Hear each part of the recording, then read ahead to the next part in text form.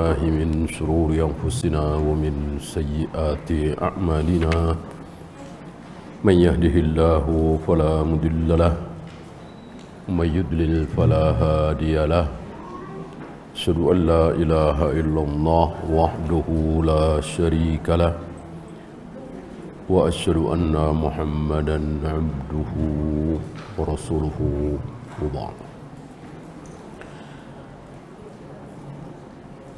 Terakhir tentang haji dan perang. Haji dan perang, dua-duanya butuh pemimpin. Ada orang yang berhak mengatakan kita perang, dan orang ini jumlahnya cuman satu. Maka jika orang ini tidak mengatakan kita perang, kita jihad, maka haram bagi kaum muslimin berjihad. Siapa orang ini? Kemarin sudah kita bahas. Oleh karena itu jihad-jihad hari ini, terutama di negeri kita ini, tidak sah.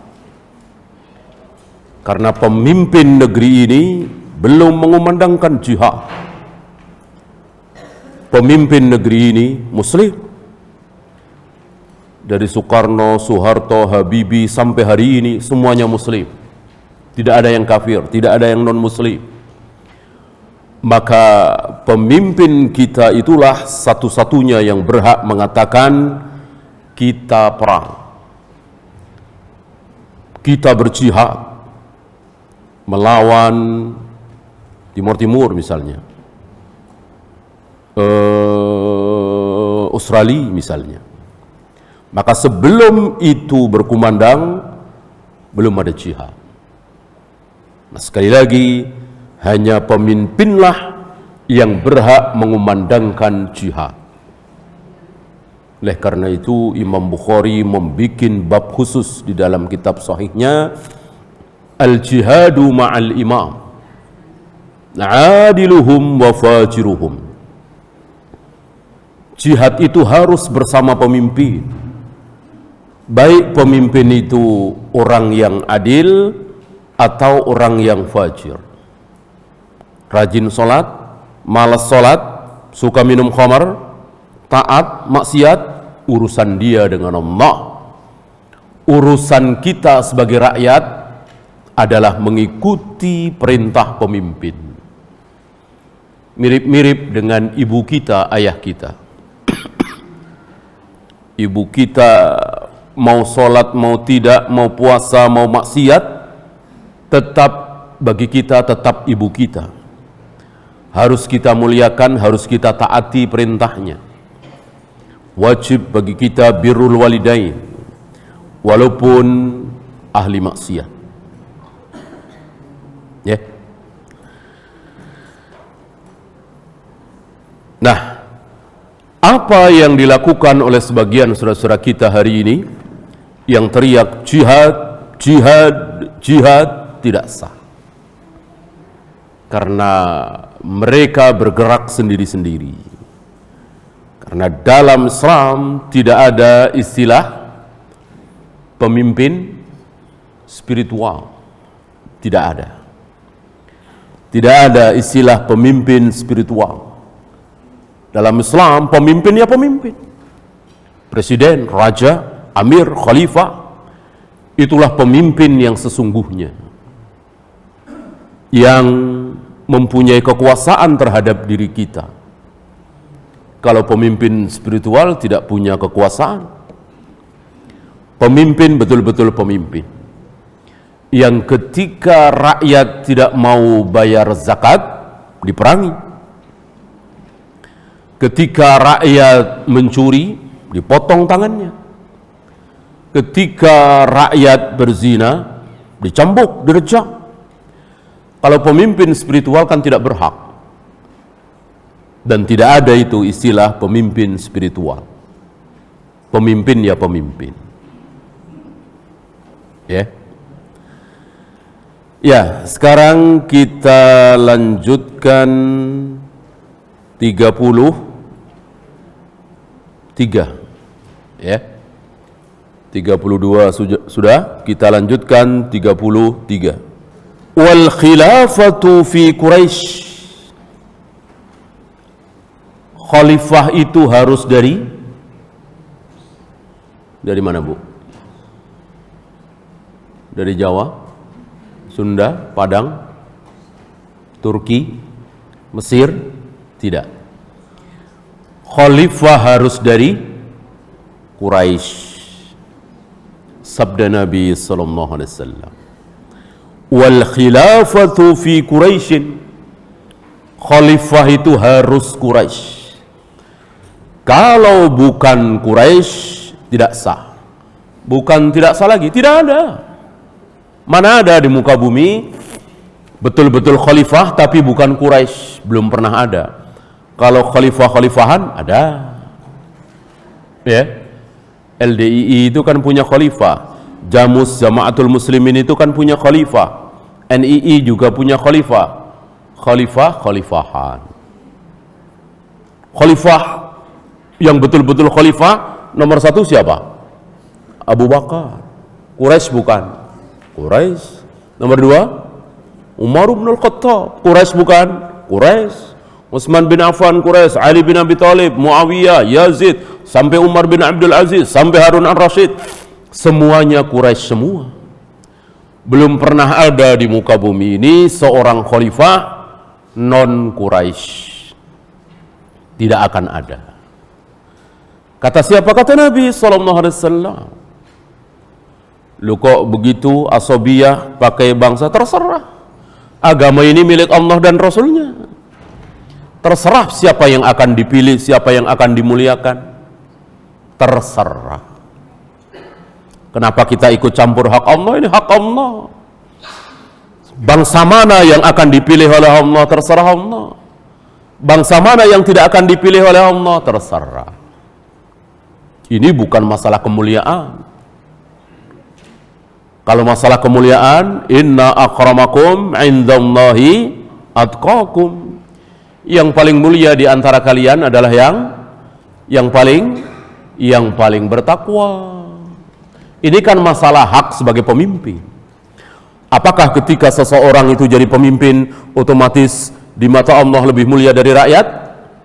Betul? Tentu tidak. Tentu tidak.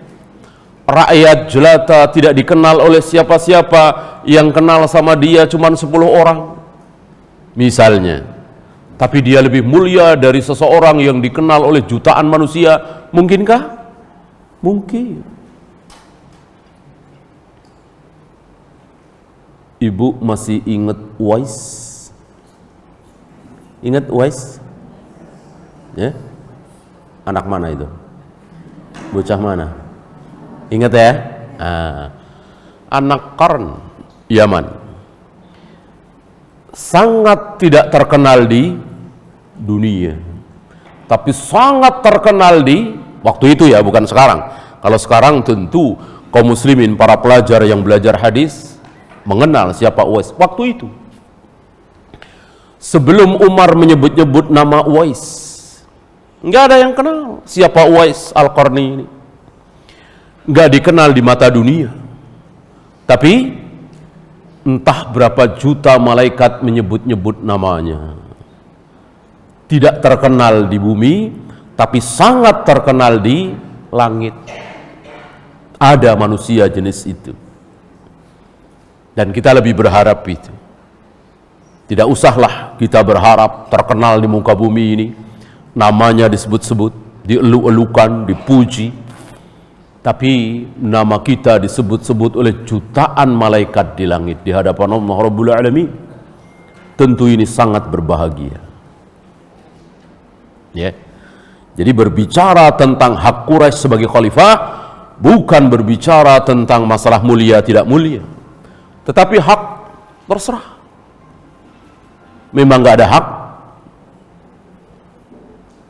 tidak diberi hak oleh Allah, jangan maksa. Ya, idza waradal athar batalan nadar.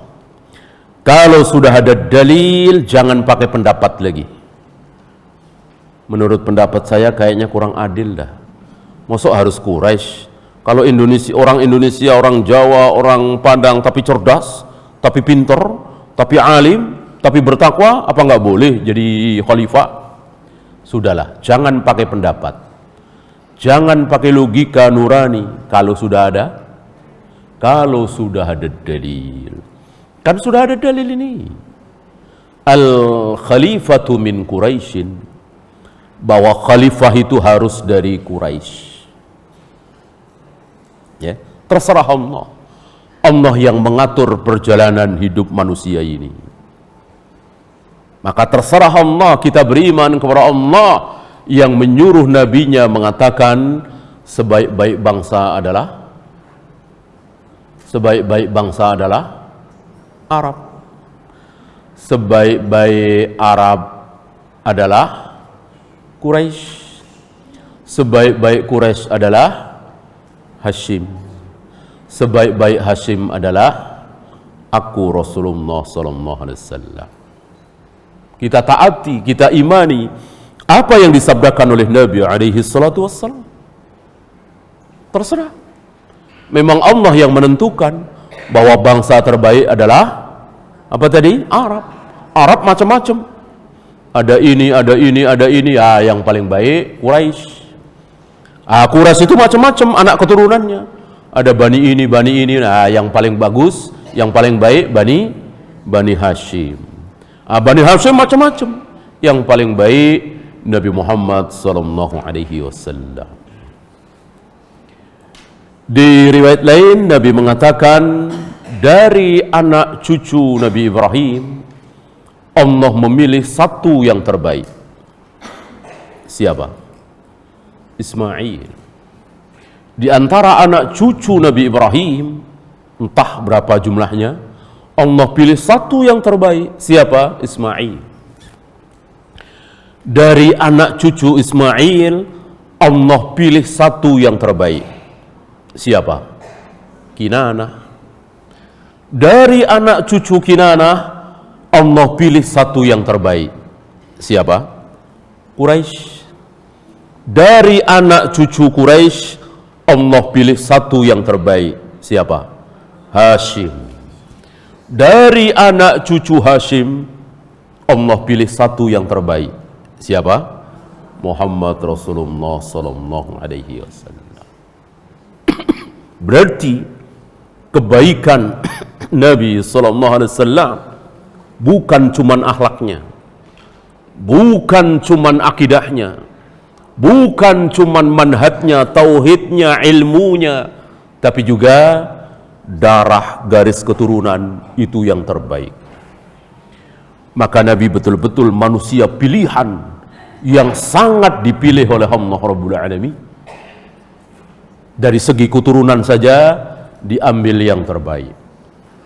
Keturunan yang terbaik nggak ada artinya kalau akhlaknya nggak baik, kalau ilmunya nggak baik, kalau tauhidnya nggak baik, kalau akidahnya, manhajnya nggak baik. Nah, ini semuanya ada pada diri Nabi sallallahu alaihi wasallam. Ilmunya yang terbaik, akhlaknya yang terbaik, akidah, manhaj, tauhid yang terbaik, kemudian secara keturunan beliau juga yang terbaik. Inilah manusia pilihan. Bahkan lebih dari itu, apa? Fisik. Betul-betul Nabi itu pilihan segalanya. Jangan dikira bahwa Nabi itu loyo, kerempeng, sakit-sakitan, gatal-gatal, ya, sempoyongan. Nabi yang paling gagah, yang paling kuat, luar biasa. Tidak ada manusia sekuat beliau di umat ini. Pernah satu ketika menjelang perang Khandaq. Ibu masih ingat perang Khandaq?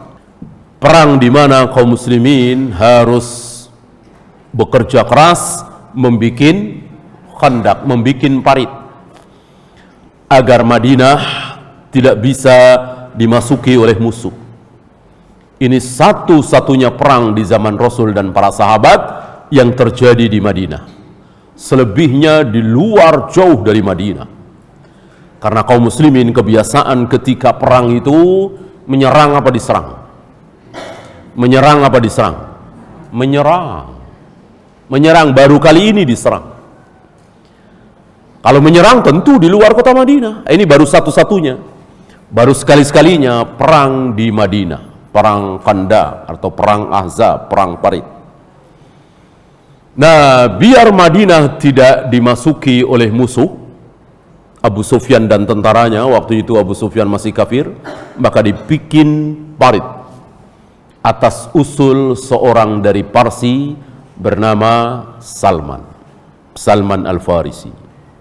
Nah, mulailah para sahabat menggali parit dan seringkali mendapatkan batu. Dipukul dengan alat, pecah, diambil, dipukul dengan alat, pecah, diambil, dipukul dengan alat, pecah. Tibalah sebuah batu besar yang dipukul berkali-kali oleh para sahabat, tidak bergeming. Jangankan pecah, retak saja tidak. Entah sudah berapa puluh kali dipukul, tidak retak-retak, apalagi pecah. Maka datanglah Nabi SAW, dipukul sekali, belah. Dua kali, belah. Tiga kali, belah. Ya. Pukulan sekali, tentu ini mukjizat ya. Pukulan sekali mengeluarkan, memercikkan api. Dan dalam percikan itu Nabi melihat singgasana Romawi. Percikan kedua Nabi melihat singgasana Parsi. Percikan ketiga Nabi melihat singgasana Kisra. Nabi mengatakan tiga-tiganya akan dikuasai oleh kaum muslimin. Dan betul. Inilah Nabi kita Muhammad sallallahu alaihi wasallam. Betul-betul beliau manusia pilihan. Semuanya. Ya. Bahkan keringatnya saja wangi. Banyak riwayat yang menunjukkan, yang menyatakan bahwa keringat Nabi wangi. Pernah satu ketika Nabi tidur siang, mungkin di cuaca yang panas, maka saat tidur siang itu keringat beliau bercucuran. Kebetulan di situ ada Ummu Sulaim. Ini agak ramai diperbincangkan oleh para ulama. Ya. Karena Ummu Sulaim secara kemahraman kan bukan mahram. Istri jelas bukan ya. Yang istri kan Ummu Salamah. Ummu Sulaim kan justru istrinya Abu Thalhah ya kan. Nah, Ummu Sulaim mengambil kain, menyeka keringat Nabi agar keringat Nabi itu menempel di kain itu. Lalu diperas, dimasukkan ke dalam bejana. Jadi dikumpulkan keringat Nabi. Dikumpulkan, diperas, dikumpulkan, diperas. Ketika Nabi terbangun, kaget. Apa-apaan kamu? Kalau bahasa kita ya. Kenapa engkau lakukan ini? Ummu Sulaim menjawab, akan aku jadikan keringatmu ini sebagai wewangian. Karena aku belum pernah mencium aroma wangi sewangi keringatmu ini. Itulah keringat Nabi sallallahu alaihi wasallam, manusia termulia di jagat raya alam semesta. Ya. Adapun selain beliau tidak ada yang wangi kecuali kasih minyak wangi. Ya, kalau Nabi enggak, memang betul-betul keringatnya wangi. Ya. Dan ini juga tidak menghalangi beliau untuk memakai minyak wangi, untuk mencontohkan kepada umatnya bahwa salah satu sunnah bagi laki-laki adalah memakai wewangian. Bukan wanita, wanita tidak boleh, justru haram. Kecuali di rumah, menyambut suami datang memakai wewangian, tentu boleh, bagus. Adapun keluar rumah memakai wewangian, halal apa haram bagi wanita? Haram. Haram. Abu Hurairah pernah bertemu dengan seorang wanita yang akan ikut berjamaah sholat di masjid. Tercium dari badan wanita ini wewangian. Abu Hurairah mengatakan, jika engkau ingin mencari pahala ridha Allah, pulang dulu, mandi dulu, hilangkan wewangianmu. Karena haram bagi wanita keluar rumah dengan mengeluarkan aroma wangi. Haram. Nah, kemuliaan Nabi yang merupakan orang Quraisy ini juga Allah berikan kepada keturunannya. Maka tidak boleh, bahkan tidak ada sampai hari ini seorang khalifah yang bukan Quraisy. Maka jika ibu diajak berbaiat, membaiat seorang khalifah, tanyakan dulu, Quraisy apa bukan? Nah, kan di Indonesia ini ada, setahu saya ada tiga. Ada tiga yang mengajak kaum muslimin untuk berbaiat, membaiat. Ada LDI, ada NII, ada Jamus, Jamaatul Muslimin, dan ada yang lainnya lagi. Ada Isa Bugis, ada LK, Lembaga Kerasulan. Rata-rata mereka mengajak kaum muslimin untuk berbaiat. Mereka punya khalifah sendiri-sendiri. Ya, ada nama-nama khalifah di negeri kita ini. Tentu tidak sah, itu bohong. Karena ada yang Jawa, ada yang Padang, ada yang Betawi, nggak ada yang Quraisy. Maka tidak sah. Jangan mau. Oleh karena itu nanti ketika Imam Mahdi memimpin kaum muslimin, entah tahun berapa nanti, apa tahun 2500, apa tahun 3000, apa tahun 4000, hanya Allah yang tahu. Jangan mengira-ngira. Jangan rajman bil ghaib. Jangan seolah tahu hal yang gaib. Ini gaib. Para ulama tidak ada yang tahu. Dan tidak ada ulama yang memprediksi tahun sekian, tidak ada. Tidak ada. Maka serahkan kepada Allah, nggak ada yang tahu. Yang jelas pasti akan datang seorang yang bernama Muhammad bin Abdullah. Namanya persis seperti namaku, kata Nabi. Nama bapaknya persis seperti bapakku. Muhammad bin Abdullah, yang bergelar Al-Mahdi, Imam Mahdi. Keturunan siapa? Keturunan Hasan, bukan keturunan Husain. Nah, jalan ceritanya waktu itu pernah kita bahas. Ketika terjadi perselisihan antara kelompok Ali dengan kelompok Muawiyah, terjadi perang Siffin, terjadi perang Jamal dan seterusnya, panjang ceritanya. Ali wafat, terbunuh, dan kaum muslimin membaiat siapa? Kaum muslimin membaiat siapa? Hasan putra Ali dibaiat sebagai khalifah, dan jadilah Hasan sebagai khalifah.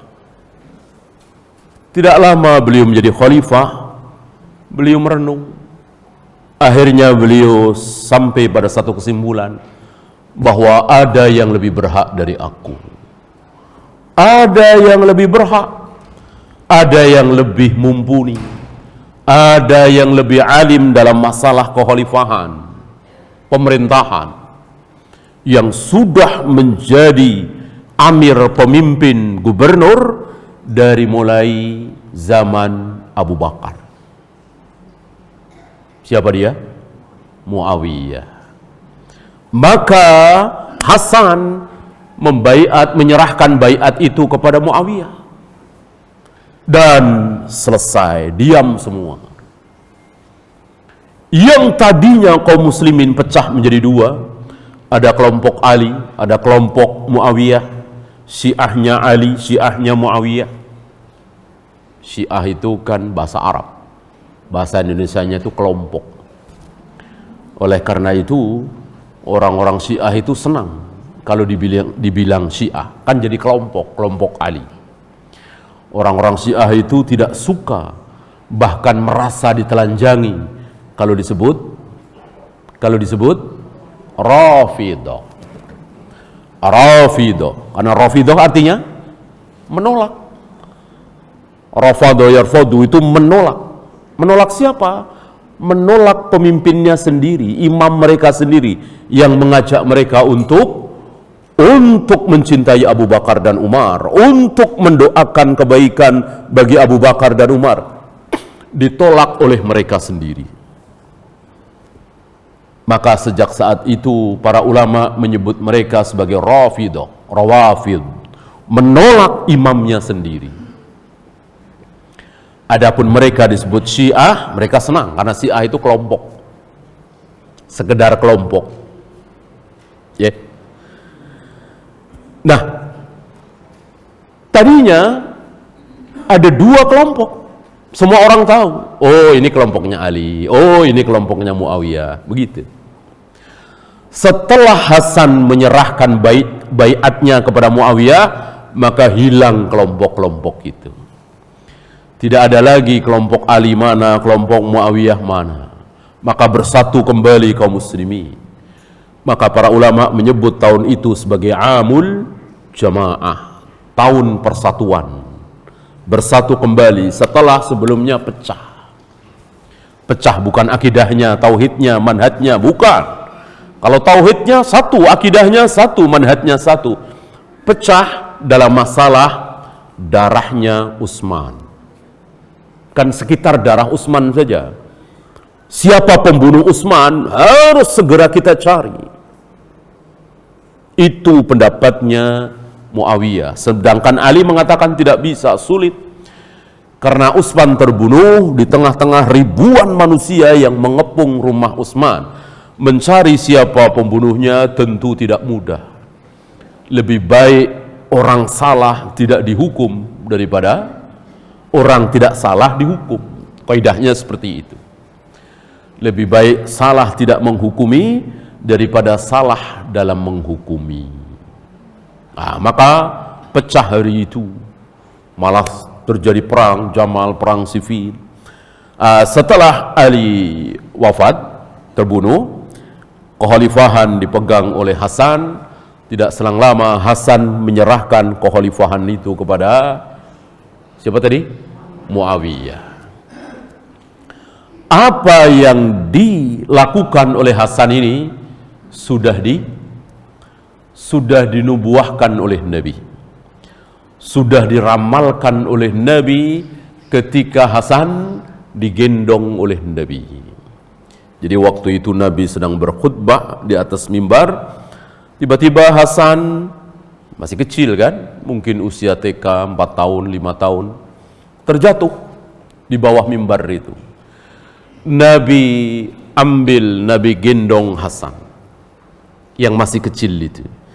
Sebentar Nabi melihat jamaah, sebentar Nabi melihat wajah Hasan.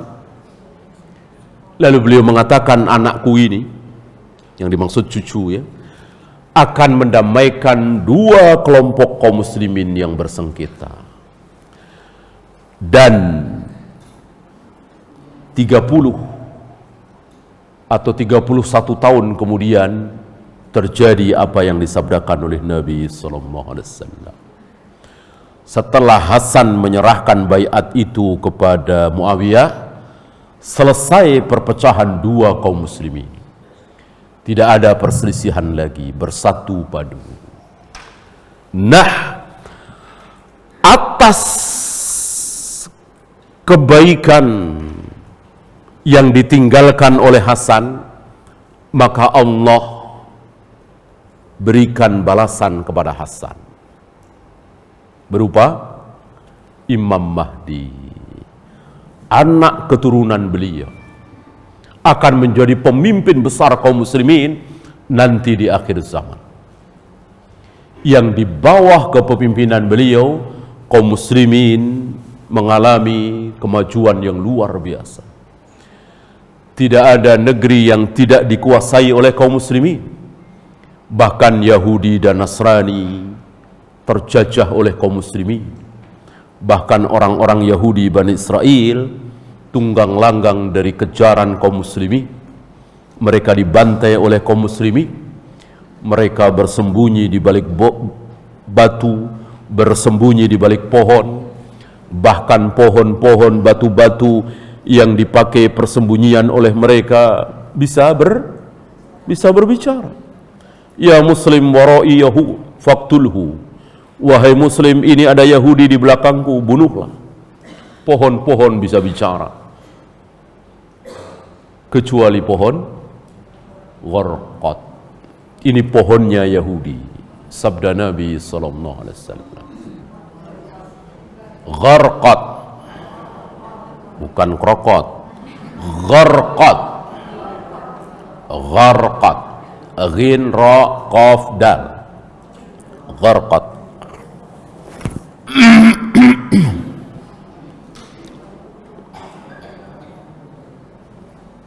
Nah, itu makna dari apa yang disabdakan oleh Nabi alaihi salatu wassalam, man taraka syai'an lillah awwadahullahu lahu khairan minhu.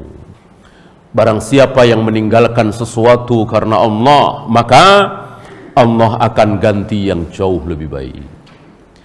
Barang siapa yang meninggalkan sesuatu karena Allah, maka Allah pasti akan ganti yang lebih baik. Lihat Hasan, sudah menjabat sebagai khalifah, tapi karena beliau merasa ada yang lebih pantas, ada yang lebih mumpuni, ada yang lebih pintar, ada yang lebih berhak, maka beliau serahkan. Padahal kalau melihat sejarahnya, itu musuh ayahnya, kan gitu. Tapi Hasan tidak peduli karena Muawiyah sahabat Nabi, penulis wahyu Nabi, iparnya Nabi, dan didoakan oleh Nabi, Allahumma ja'alhu hadiyan mahdiyan. Ya Allah, jadikanlah khalifah ini sebagai orang yang bisa memberikan, yang menerima hidayah dan memberikan hidayah kepada orang lain. Maksudnya hidayatul bayan, bukan hidayatul taufik. Hidayatul taufik jangankan Muawiyah, Rasul saja tidak punya. Hidayatul taufik hanya milik Allah Rabbul Alamin. Nah, ditinggalkan oleh Hasan, maka Allah ganti yang jauh lebih baik. Maka jika ibu merasa sedang memiliki sesuatu yang tidak baik, lepaskan. Jika kita sedang melakukan perbuatan yang tidak baik, lepaskan. Bekerja di tempat yang tidak baik, yang haram, keluar. Pasti Allah akan ganti. Pasti. Insyaallahu ta'ala. Janji Allah lewat lisan Nabi. Man taraka syai'an lillah awwadahullahu lahu khairan minhu. Barang siapa yang meninggalkan sesuatu karena Allah, pasti Allah akan ganti yang jauh lebih baik. Maka jangan ragu-ragu, tinggalkan. Ibu punya usaha catering, belum pernah dapat orderan sampai 200 juta. Ini tumben-tumben 200 juta. Setelah dihitung-hitung, untungnya lumayan, 100 juta lebih. Ternyata buat acara Natalan. Nah, teruskan jangan. Kalau ibu stop, tinggalkan, ibu mendapatkan janji Allah. Man taraka syai'an lillah awwadahullahu lahu khairan minhu. Barang siapa yang meninggalkan sesuatu karena Allah, pasti akan diganti yang lebih baik. Tinggalkan. Ini ujian. Ini ujian. Karena kan tidak boleh melayani Natal, ulang tahun, perayaan tahun baru, Maulid Nabi, Isra Mi'raj, apapun yang bid'ah, yang syirik, yang maksiat, sama sama-sama dosa, sama-sama haram. Dosanya tentu bertingkat-tingkat, tapi sama-sama berdosa. Sesuatu yang dosa tentu tidak boleh kita layani, walaupun atas nama jual beli, sewa menyewa, tidak boleh. Ibu tidak boleh mengatakan saya akan menjual. Siapapun yang beli ke saya, mau muslim mau kafir, nggak masalah. Bukan masalah muslim kafirnya. Ini jelas-jelas dipakai untuk maksiat, untuk kesyirikan, untuk bid'ah. Kecuali dipakai seorang pendeta nggak masalah. Ada pendeta mesen makanan ke ibu 10 porsi, layanin jangan. Pendeta nih, pastor nih, layanin jangan. Layanin kalau pendetanya. Kan buat makan, buat apa? Yang kita bahas tadi Natalan, Maulid Nabi, Isra Mi'raj, ulang tahun, ya. Kalau pendeta, pastor, tokoh agama Buddha, Hindu beli makanan ke kita nggak masalah. Kalau orangnya nggak masalah. Yang masalah perbuatannya, untuk acara apa itu masalahnya. Paham, Bu? Paham. Itu pun kalau ibu tahu. Ibu nggak tahu nggak masalah, ya. Nggak bilang-bilang pesen ya 100 porsi, ya Bu, udah kirim. Nggak taunya buat acara maksiat, nggak masalah. Dan tidak wajib bagi ibu bertanya-tanya. Pesen Bu ya, antar ya 100 porsi. Buat apa Bu? Ah, nggak usah, ya, nggak usah. Buat Natalan ya, ulang tahun ya, ah, nggak usah. Kecuali memang umumnya seperti itu. Ah, istilahnya aglabiah. Ini tanggal 25 Desember, 24 Desember, 23 Desember. Rata-rata kalau mesen catering buat Natalan. Apalagi tempatnya di gereja atau orang-orang Kristen atau pendeta, pastor, tentu lebih baik ditolak. Tapi ketika tidak ada aglabiah ya nggak masalah, ya kan? Maka dulu pernah kita bahas, jual rok mini di Tanah Abang halal apa haram? Jual rok mini, celana pendek perempuan di Tanah Abang, di Kebayoran, halal apa haram? Haram. Haram. Jual rok mini di Mekah atau Madinah, halal haram? Ibu punya kios di Mekah atau Madinah jual rok mini, halal apa haram? Haram apa halal? Halal. Halal jual di sana. Kenapa? Kenapa halal? Bukan masalah nggak ada yang beli, ini ada yang beli nih, ya. Ada yang beli, halal apa haram dilayani? Halal, kenapa? Iya, pasti dipakai di rumah. Pasti orang Mekah, orang Madinah kalau beli rok mini pasti dipakai di kamar, di rumah, di hadapan suami, anak-anak, nggak masalah kan? Kalau jualannya di Tanah Abang, ya di depan toko itu dicobain, ya kan? Pulang langsung dipakai barangkali. Karena di Jakarta kan begitu pemandangannya. Ini namanya fikhul waqi'. Ini namanya fikih waqi'. Nah, ini mestinya kita tahu waqi'-nya seperti apa. Jadi fikhul waqi' itu seperti itu. Bukan harus tahu apa yang sedang terjadi di parlemen sekarang, apa yang sedang terjadi di kabinet, enggak. Itu bukan fikhul waqi'. Fikhul waqi' itu seperti itu. Ya. Jadi bisa tahu. Ila ayanzila Isa bin Maryam, sampai turunnya Nabi Isa.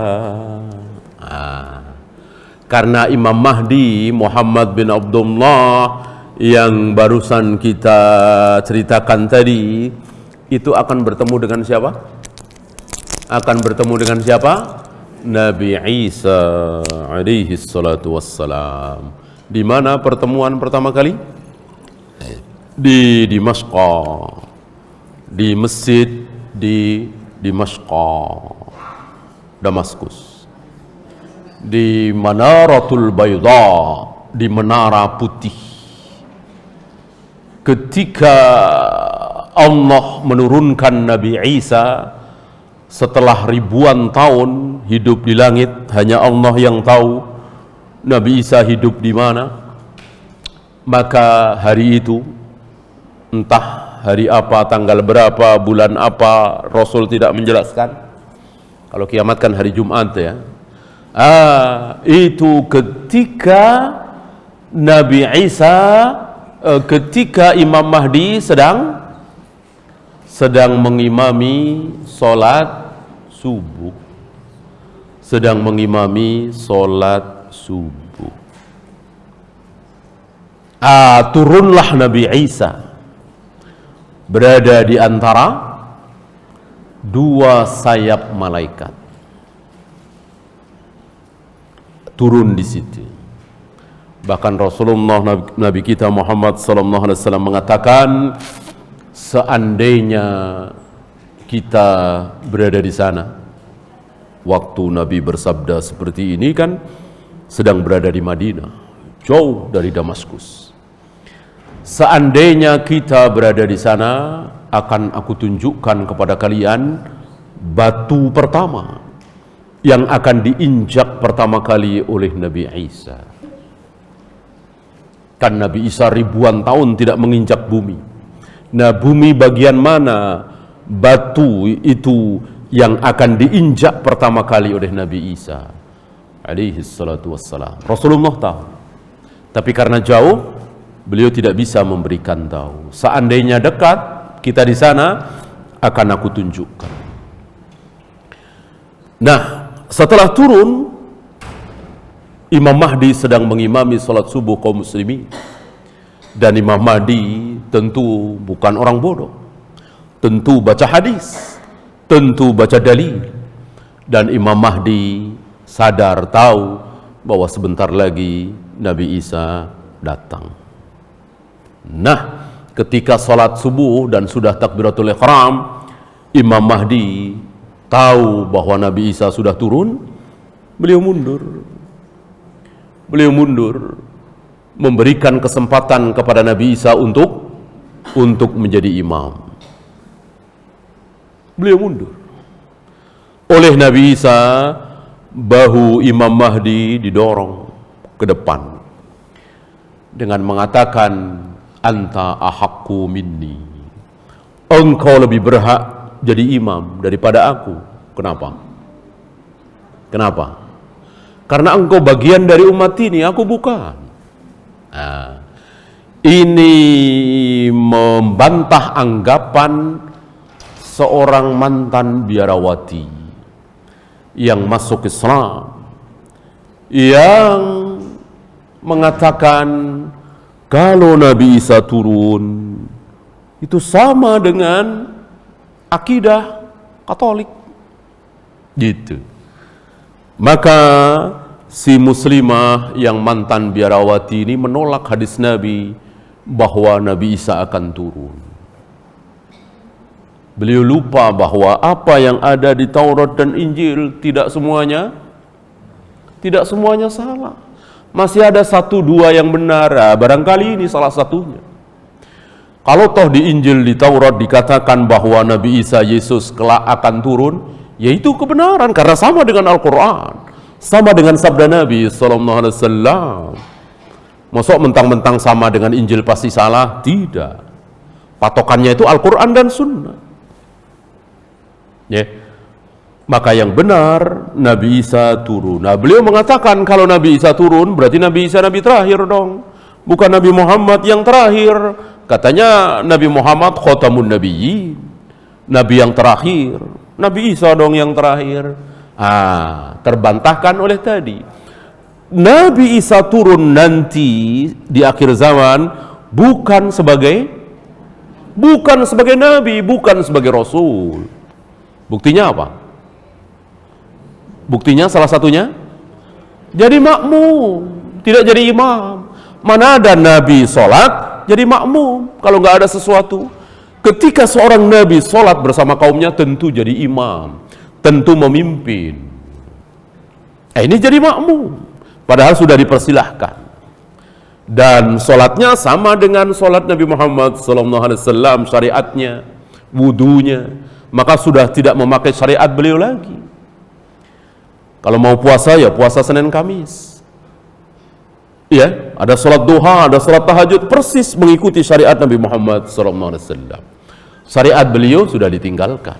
Kenapa? Karena beliau datang di akhir zaman nanti bukan sebagai seorang nabi, bukan sebagai seorang rasul, tapi imaman adilan, sebagai imam yang adil. Maka pendapat yang mengatakan kalau Nabi Isa nanti turun, berarti Nabi terakhir Nabi Isa dong, pendapat ini salah. Terbantahkan dengan apa yang diucapkan oleh Nabi Isa tadi. Ya. Dan selanjutnya tentu ibu masih ingat apa yang akan dilakukan oleh Nabi Isa setelah itu? Sudah lewat kan pelajaran di pasal ke-27. Nanti dilihat lagi ya. 26, 27. Apa yang akan dilakukan oleh Nabi Isa setelah itu? Membunuh Dajjal. Membunuh apa lagi? Membunuh babi. Apa lagi? Menghancurkan salib. Seluruh salib dihancurkan. Maka hari itu orang-orang Nasrani yang mengaku beriman kepada Nabi Isa Yesus masuk Islam. Maka tinggallah Yahudi yang bersikeras tidak mau masuk Islam. Mereka ini yang dibantai dan mereka memilih lari daripada masuk Islam dan habis mereka. Sebagaimana kisah pohon Gorkot tadi. Apalagi menghilangkan semua bentuk qarar, pajak. Jadi dengan hadirnya beliau seluruh jenis pajak dihilangkan, dihapus.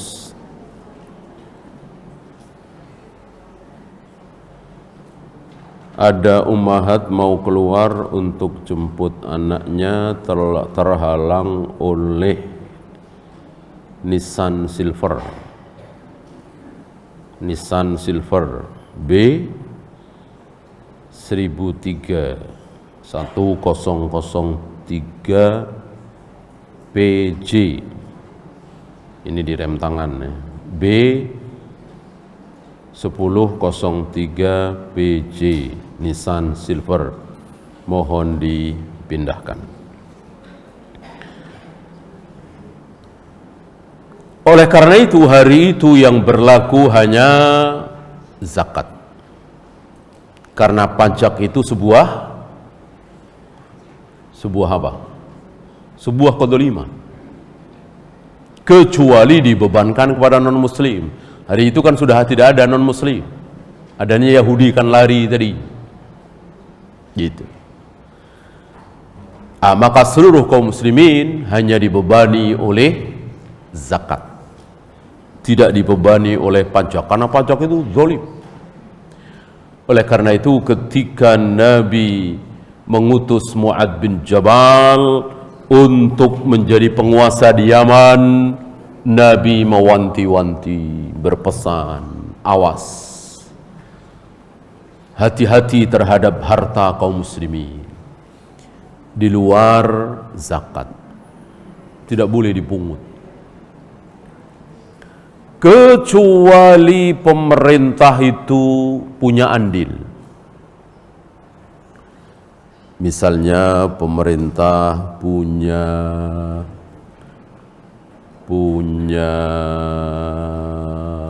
lapangan terbang, membangun lapangan terbang. Siapapun boleh punya pesawat. Cuman kalau landing di lapangan terbang itu harus bayar. Tentu ini boleh karena ada andil kan. Ini bukan pajak, istilahnya ya sewa lah. Gitu. Silahkan landing sekali sekian, parkir sejam sekian. Yang bangun pemerintah atau pelabuhan atau apa, itu bukan pajak yang diharamkan. Kalau pajak itu begini, Bapak punya uang berapa? 1 juta, store 10.000, ya. Kalau punya 2 juta, ya 20.000. Pokoknya setiap kali punya uang sekian, harus store sekian. Itu namanya pajak. Dan ini kan nggak ada peran apa-apa pemerintah, ya kan? Ini yang diharamkan. Kecuali zakat. Kalau zakat boleh. Punya emas berapa?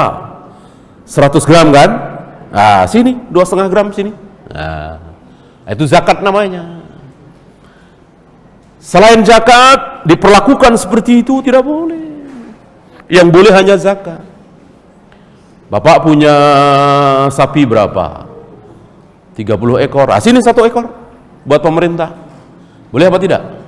Boleh, itu zakat namanya. Kan kalau 30 ekor sapi, zakatnya 1 ekor sapi. Kalau 40 ekor kambing, zakatnya 1 ekor kambing. 25 unta, zakatnya 1 ekor unta, dan seterusnya. Itu zakat. Kalau di luar zakat, tidak boleh. Dan zakat sudah dibatasi, ternak pun cuma ada 3, kemudian emas, perak, uang dikiaskan dengan emas, perak, kemudian hasil bumi, biji-bijian, ada padi, ada jagung, ada kopi, dan seterusnya. Nah, di luar itu tidak ada. Zakat mobil ada? Zakat rumah ada? Zakat tanah ada? Tidak ada. Tidak ada. Dibatasi itu. Nah, jika hari ini ada orang punya barang mewah, perabotan misalnya seharga 500 juta, maka harus dizakati, harus dipajaki. Tentu bukan zakat ya, harus memberikan pajak 5% misalnya, 10%. Ini sebuah kezaliman. Kecuali dia non muslim memang boleh, bukan boleh, harus. Non muslim bayar zakat apa tidak? Tidak, kan nggak kenal mereka zakat itu apa, maka dibebani dengan pajak. Non muslim dibebani dengan pajak berapa? Terserah presidennya, terserah rajanya. Mau 10%, mau 20%, mau 50%, mau 70%, bahkan terserah. Kan banyak yang terpaksa, daripada saya diambil 60%, 70%, kan besar sekali. Mendingan 2,5% jadi orang Islam. Udah masuk Islam aja dah. Kan banyak begitu. Biarin. Biar masuk Islam pura-pura nggak apa-apa. Nanti kalau sudah masuk Islam kan berkumpul dengan kaum muslimin, sholat Jumat, dengar nasihat, dengar ceramah, sadarnya dari ceramah itu. Dan itu banyak terjadi seperti itu. Maka non muslim di zaman itu dibebani pajak yang luar biasa. Ada yang 50%, ada yang 60%, ada yang 70%, kan berat bagi mereka. Sementara kaum muslimin cuma berapa tadi? 2,5%. Itu pun tiap tahun, bukan tiap bulan. Bukan tiap mendapatkan penghasilan, bukan, tapi sisa dari kebutuhan kita. Ibu dapat penghasilan sebulan 50 juta, langsung dikeluarkan 2,5%? Tidak. Tentu dikeluarkan dulu untuk makan sehari-hari, bayar listrik, bayar telepon, bayar sopir, bayar pembantu. Nanti di akhir tahun sisa berapa, itu yang dizakati. Kan enteng sekali, ringan sekali. Maka banyak di antara non muslim itu terpaksa masuk Islam. Awalnya terpaksa nggak masalah. Lama-lama kan dengar nasihat, dengar tausiah, minimal khutbah Jumat dan seterusnya. Kalau muslim kan tentu seperti itu, berangkat ke masjid, ya kan? Lama-lama menjadi sadar, menjadi baik. Gitu ya. Ini sedikit tentang kekhalifahan yang dari Quraisy. Oleh karena itu ketika Imam Mahdi yang Quraisy itu menjadi khalifah, Nabi mengatakan hari itu orang Quraisy mengambil kembali haknya. Setelah ribuan tahun tidak ada khalifah seperti sekarang ini. Sekarang sedang ada khalifah apa tidak, Bu? Tidak ada. Yang ada presiden, raja, perdana menteri, sultan, amir. Khalifah sedang tidak ada. Nanti akan ada. Dan siapa yang menjadi khalifahnya? Imam Mahdi, Al-Mahdi. Namanya siapa tadi, Bu? Muhammad bin Abdullah. Keturunan siapa? Hasan. Dan hari itu kaum muslimin mendapatkan kejayaan yang luar biasa. Bahkan setelah matinya Dajjal dibunuh oleh Nabi Isa, Ya'juj Ma'juj sudah habis dan seterusnya, ini akhir zaman, kaum muslimin merasakan kelezatan keberkahan bumi sebagaimana awal bumi diinjak oleh Nabi Adam. Keberkahan yang luar biasa. Maka ada anak kecil bermain-main dengan ular. Gitu. Sekarang mana ada anak kecil bermain dengan ular berbisa ya, bukan sudah dilumpuhkan. Ya, ada gadis kecil main-main dengan singa. Tikus dengan kucing bermain-main. Gitu. Bukan direkayasa, bukan dilatih, memang gak ada permusuhan, tidak ada pertengkaran, yang ada keberkahan luar biasa. Hari itu bumi dipenuhi dengan keberkahan setelah sebelumnya dipenuhi dengan keburukan. Sampai seperti itu, 8 orang, 10 orang puas, kenyang hanya dengan setangkai anggur. Sekarang mana kenyang, 1 orang aja kadang kurang ya. Setangkai anggur, itu 8 sampai 10 orang itu kenyang puas hanya dengan setangkai anggur. Saking berkahnya. Karena begitulah keberkahan itu. Sesuatu kalau mengandung berkah, maka yang sedikit jadi banyak, cukup. Sebaliknya, walaupun banyak tapi tidak ada keberkahan, maka tidak ada cukupnya. Ya. Gaji puluhan juta, bahkan mencapai 100 juta, tapi sedekah tidak pernah. Ya. Bahkan saudara-saudaranya yang miskin tidak dibantu. Dan dia merasa kurang. Anak-anaknya nakal, kena narkoba, mabuk, segala macam. Ini rizki yang tidak berkah. Sebaliknya, ada yang gaji cuma 5 juta, 6 juta, tapi berkah. Bahkan punya anak asuh, walaupun 1-2, ya, bisa ngirim ke kampung, walaupun tidak seberapa, ini berkah. Maka yang kita minta adalah keberkahan. Oleh karena itu Nabi tidak pernah menyisakan makanan. Ketika beliau makan, nyisa, istilah kita sebutir 2 butir nasi, dihabiskan. Apa kata Nabi? Apa kata beliau? Aku tidak tahu. Yang mengandung berkah itu yang sudah masuk ke perutku, apa yang tersisa ini? Istilah kita sebutir, 2 butir, 3 butir nasi ini justru ini yang mengandung berkah. Kan kita nggak tahu gaib itu. Maka semuanya dihabiskan. Tidak disisakan. Bahkan diriwayatkan beliau menjilati jari beliau. Kan makanan itu nempel di jari-jari. Tidak dicuci sebelum dijilati. Karena tidak tahu yang berkah yang mana. Ini sunnah Nabi SAW. Nah, lihat saudara-saudara kita, mungkin termasuk diri kita yang jauh dari keberkahan. Ya. Ini tidak lama, entah berapa tahun, hanya Allah yang tahu.